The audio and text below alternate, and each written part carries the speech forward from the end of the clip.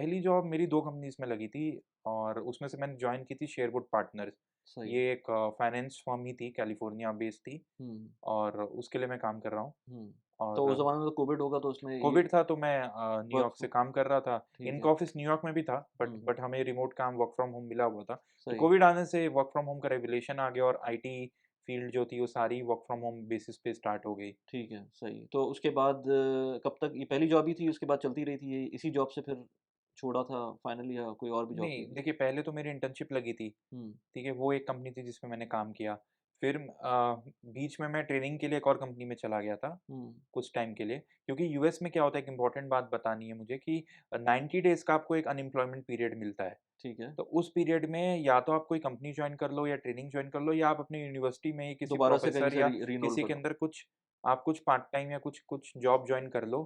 अच्छा, ताकि त त अगर आपको सैलरी नहीं भी मिल रही है तो भी, क्योंकि आप 90 डेज़ से ज़्यादा अनएम्प्लॉयड यूएस में नहीं रह सकते। राइट, अदरवाइज़ वो आपका वीज़ा इम्पैक्ट करेगा और आपको यूएस छोड़ के, कंट्री छोड़ के जाना पड़ेगा। सही और यही तो चीज़ H1 में भी होती है मेरे ये ख़्याल चीज़ से। H1 में भी होती है, तो H1 में भी जब फायरिंग होती है या आपने सुना होगा कि सिलिकॉन वैली में मसला हो जो ले गया, ऑफ हुए बहुत थे। सा ले हुँ, ऑफ हो गया, हुँ, तो वहाँ पे फिर लोगों के पास H1बी में सिर्फ़ 60 डेज़ होते हैं दूसरी जॉब खोजने के लिए। हुँ। तो यहाँ पे क्या है कि इसीलिए यूएस में काफ़ी सारी कंसल्टेंसीज़ भी हैं, जो लोग जॉइन करते हैं इन इन केसेज़ में कि अगर आपके ले ऑफ हो जाए, तो तो उसको टाइम गुज़ारने के फिर लिए, टाइम सही। गुज़ारने के लिए तो हाँ। अच्छा फिर जो जॉब थी वो वही बिज़नेस एनालिटिक्स और इस तरह की डोमेन के अंदर ही थी? हाँ, तो बिज़नेस एनालिटिक्स डेटा सो मैंने जो एक्सेंचर में मेरा प्रोफ़ाइल बिज़नेस एनालिस्ट का ही था हुँ, और यूएस में क्योंकि मैंने एमबीए भी कर लिया, तो साथ में थोड़ा management and data hmm, analytics ये चीज़ें जुड़ गई हुँ, और कुछ और टेक्नोलॉजीज़ मैंने विद टाइम सीख ली। हुँ। तो उसके तो बाद फिर ये कब तक चली ये वाली जॉब?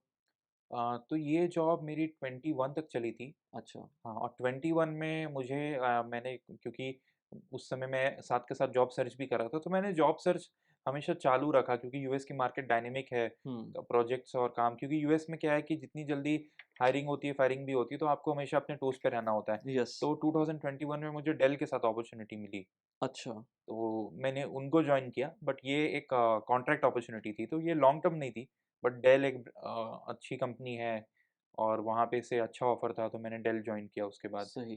तो वो फिर जब कॉन्ट्रैक्ट की जॉब मिल गई पहली यूएस की तो वो सही पैसे वाली भी होगी। मतलब मैं अज़्यूम करता हूँ कि वहाँ की जो कॉन्ट्रैक्चुअल जॉब्स होती जी, हैं देखिए मेरी जर्नी ऐसी रही कि जब मैं पहले इंटर्न था, जो मेरी पहली इंटर्नशिप लगी थी, जो ट्रेनिंग भी थी, तब मुझे $1500 मिलते थे। सही है, तो मैं वो $1500 में बहुत खुश हो गया था क्योंकि वो सही है, पहली जॉब थी। सही है। लेकिन बाद में जैसे-जैसे मैं मार्केट में गया, मैंने देखा तो समझ में आया कि $1500 तो कोई कुछ भी नहीं है, ना के बराबर है और उसमें भी $200 टैक्स कट जाता था। $1500 पे भी $200 टैक्स कटा था? बिल्कुल, अच्छा!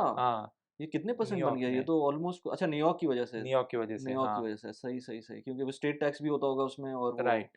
वो तो शायद फेडरल ना होता हो लेकिन स्टेट टैक्स तो तो होता होगा। तो उन्होंने अपने कैलकुलेशन के हिसाब से तो मेरे पॉकेट में तो $1300 ही आ रहे थे और उसी से मुझे अपना रेंट और गुज़ारा करना